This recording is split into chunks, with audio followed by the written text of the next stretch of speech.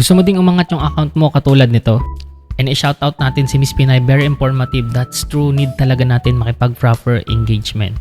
Nag-uumpisa ka pa lang sa TikTok at hindi mo pa alam kung ano yung gagawin mo. At isa sa natutunan ko ay pag-engage sa mga video o kaya naman sa mga content creator na nakikita ko dumadaan sa feed ko in a proper way.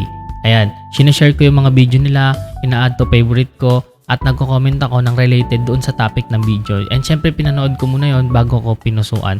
Inalam ko muna kung ano yung content ng video, and kapag nagustuhan ko, ganun yung ginagawa ko. May pointing system si TikTok at para ma-recognize niya tayo na tayo ay active dito sa TikTok.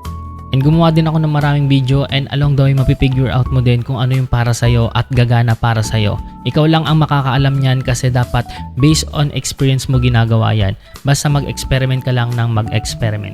At kapag nahanap mo na kung anong content yung gumagana sa'yo, ayan, pagpatuloy mo yung pag-post at maglagay ka ng value kada gawa mo ng video content. And syempre kapag nakapag-post ka na, ang mahalaga ay nagre-reply ka din sa mga comment nila. Huwag mo silang i-ghost. Ginagawa ko din yan ang pakipag-engage sa comment section, lalo na sa mga post ko. Pag may nag-comment, nagre-reply ako. Napakalaking tulong yan. Ayan, kaya kung nagustuhan mo tong video na to, huwag mo din kalimutan na mag-comment dyan, i-share tong video na to at i-add to favorite. Ayan, tawagin nyo akong Direk Bean, akong bahala sa inyo.